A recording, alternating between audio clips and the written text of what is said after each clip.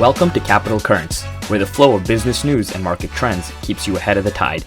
I'm your watchdog, and today is Monday, August 19th. We start by recapping the market's performance last week. Then, the maker of Fortnite is sick of paying Apple and Google 30%, and they're finally doing something about it. And finally, Google is doing a take-two on their latest AI tool. Stocks rallied all last week thanks to some solid retail sales data. Americans have been shopping this summer, especially on cars and electronics. The PPI report, the CPI report, and retail sales data all came in better than expectations. The S&P 500 was up 4% and the Nasdaq was up close to 3%. And you know what's crazy? After all the drama from earlier this month when the markets were tanking, they're now back in the green for the month of August. Nvidia's market cap is back above $3 trillion, and Apple stock has gone up for 9 trading days in a row, recovering from the shock that Warren Buffett sold half of his stake. We are so back. Epic Games, the creator of Fortnite, is releasing its own app store on Android and iPhone mobile devices. Fortnite was removed from the Apple's App Store and Google's Play Store back in 2020 for violating those companies' guidelines. Epic Games was tired of having to pay Apple and Google a 30% fee for every transaction, so they tried to exploit some loopholes, got caught, and got their app banned.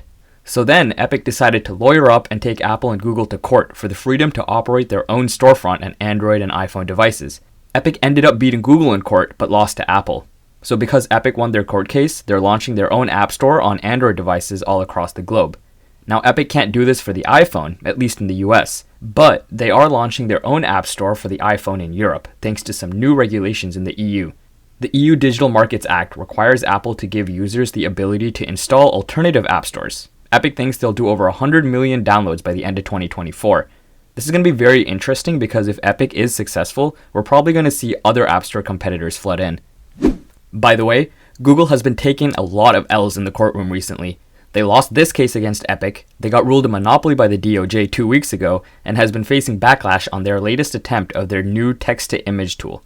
Focusing on the last one, Google is doing a take-two and re-releasing a new version of a text-to-image tool, and they're calling it Imagen 3. For those of you who don't remember what happened earlier this year, Gemini was making some historically inaccurate images. Like, they were making Abraham Lincoln black, Greek warriors Asian, and some other weird stuff. There was something wrong with the algorithm, and they ended up scraping the whole thing, and they went back to the drawing board.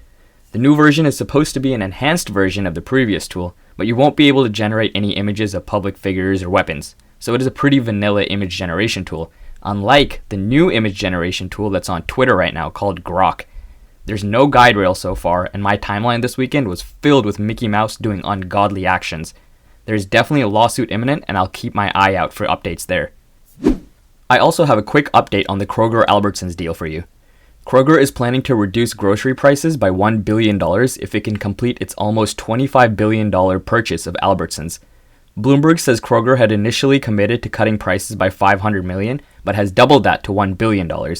This revamped offer comes just as the FTC's trial to block the deal is scheduled to start on August 26th, and Kroger is trying to appease the regulator in the face of the trial.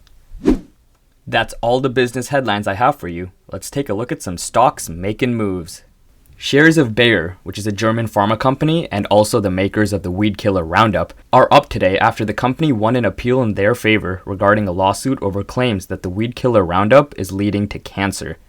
Bayer is facing thousands of lawsuits regarding Roundup. In fact, they agreed to pay over $10 billion back in 2020 to settle some of those lawsuits. There's still thousands of lawsuits remaining, but for now, investors are happy. The company won an appeal, and the stock is up over 10%.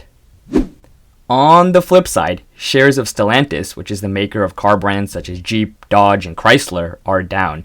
Shareholders of Stellantis have sued the automaker in the United States, arguing that they have been defrauded by the company, hiding rising inventories and other weaknesses before posting disappointing earnings. Reuters reported that the complaint was filed on Thursday in Manhattan Federal Court. The report added that Stellantis artificially inflated its stock price for much of 2024 by making overwhelmingly positive assessments about inventories, pricing power, new products, and operating margin. Year to date, the automaker's shares have plunged 32%. That's all for today's show. Keep navigating those waters, and see you tomorrow.